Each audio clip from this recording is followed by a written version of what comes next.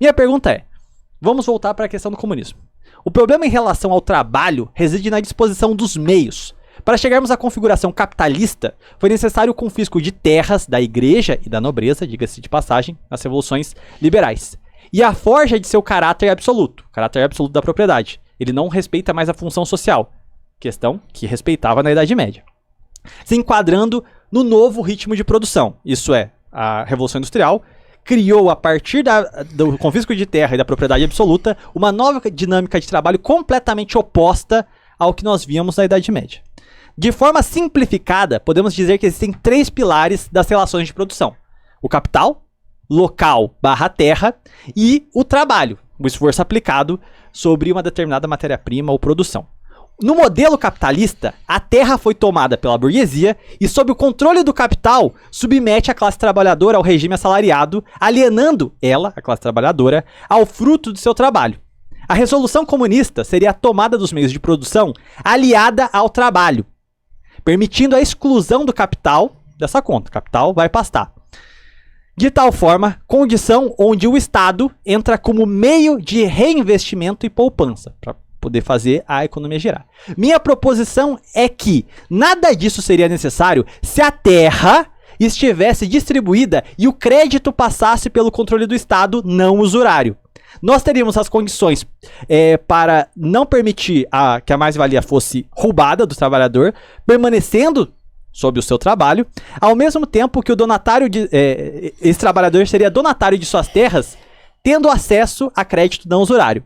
Dessa forma, nós temos aqui um cenário que o trabalhador retoma as suas prerrogativas justas, ao mesmo tempo a gente não precisa aniquilar o capital dessa equação. Com isso, nós temos a propriedade privada, o capital produtivo... Isso é uma coisa que você está defendendo, que você defende. Estou fazendo essa pergunta, estou fazendo a distinção do capitalismo e do comunismo, e agora vem a minha proposição.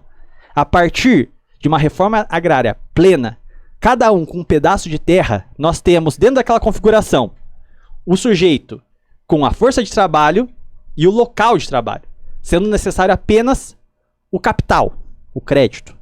Se nós temos um Estado não usurário, é possível o crédito barato. Nessa configuração, a gente consegue evitar o furto da mais-valia, a dignidade do trabalhador, e a gente não precisa do comunismo. E nisso, a propriedade privada continua existindo, e o comunismo caduca quanto teoria. Chesterton. 5 minutos, Marcelão. Bom, assim, de fato, eu tive uma certa dificuldade de acompanhar isso que você estava falando aí. Mas, assim, eu vou continuar defendendo o que eu acredito. Tá? Eu não acredito numa sociedade em que a gente continue conciliando com os donos do capital. Né? Que, na verdade, é isso que eu acho que você está propondo aí. Pelo contrário. Hã? Pelo contrário, estou falando que a reforma agrária seria o meio de você está falando de reforma agrária. Né? Esse é um processo, só que não é a única coisa que vai transformar a sociedade. A gente precisa trabalhar outros elementos. Né? A gente precisa de um processo de reindustrialização no país, enfim. Né? Crédito não usurário, sem financiarização. Eu posso aqui falar 500 coisas e pegar todo o meu tempo, mas assim, a proposta que você defende elimina o trabalhador como o sujeito que vai definir aquilo que a gente propõe em termos de organização social. Né?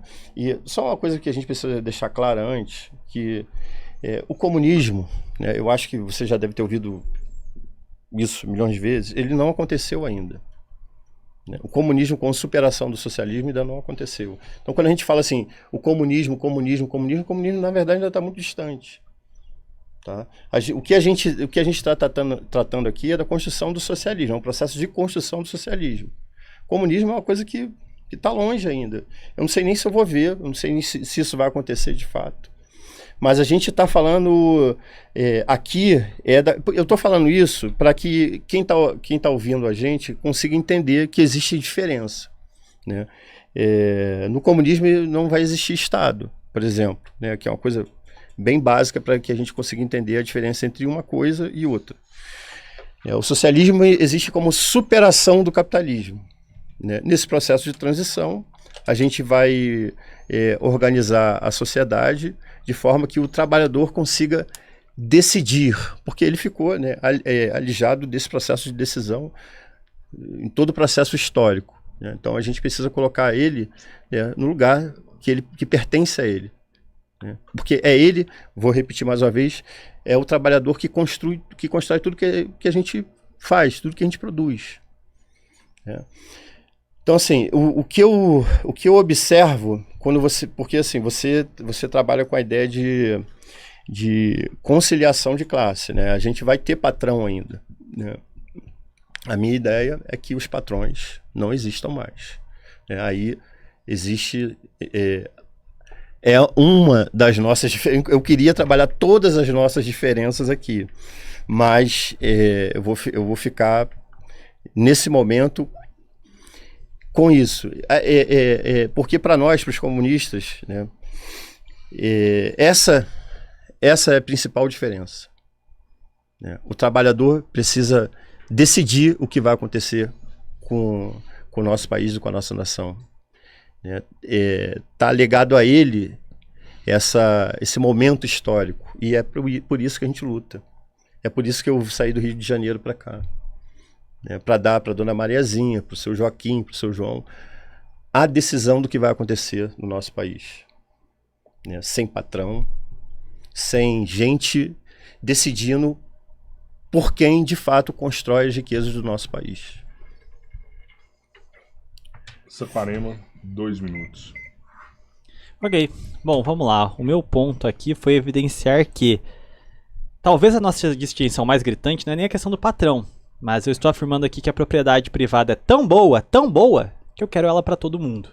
A partir do momento em que todo mundo tem um solo para trabalhar, ele não fica sujeito à condição de proletarização, que é o capital, os capitalistas, os burgueses, a partir do domínio da terra e do capital, expoliam a força de trabalho. Essa é a análise clássica. O que eu estou colocando aqui é que você tem um discurso quase metafísico de acreditar que o comunismo virá em algum momento, só que em nenhum momento você expõe seu pensamento como uma tese sociológica de fato. Você só fala que isso vai acontecer porque vai acontecer. Quando a gente olha para o processo de ascensão da modernidade, o que a gente olha, e esse é o pensamento distributista, que eu defendo, por exemplo, é que existem outras formas de derrotar o capitalismo que não o comunismo. A partir do momento que os elementos têm acesso à terra, as condições para o furto da mais-valia, da proletarização, caem por terra também. Uma sociedade de pequenos proprietários é a base para a gente conseguir desmontar o próprio sistema capitalista do jeito que ele se configurou na Revolução Industrial. Esse é meu ponto principal. A gente, ironicamente, isso aqui é justamente, se bem aplicado, quase que o fim da condição patrão-empregado, que é o que a gente vê nas cooperativas, onde mesmo quem aplica o trabalho por ter acesso à terra não está submetido unicamente à condição de um proletário, que só pode vender sua força de trabalho. Aí a gente começa a ter as condições de sócio majoritário, de organização do trabalho sem o furto da mais-valia, com contratos de mútuos. A gente tem uma série de novas relações contratuais que não precisa de comunismo para se implementar. O comunismo é só uma fé vã que não se justifica por nenhuma razão lógica ou histórica. E é isso que eu tô apontando. Marcelão, sua última pergunta, 3 minutos para você perguntar. Então, só para esclarecer, só para esclarecer aqui, para deixar bem claro, eu não estou dizendo que o comunismo vai acontecer. Eu falei bem claro, fui bem claro. Não sei se vai acontecer. Eu estou lutando por aquilo que eu acho que pode ser aplicado agora, nesse momento.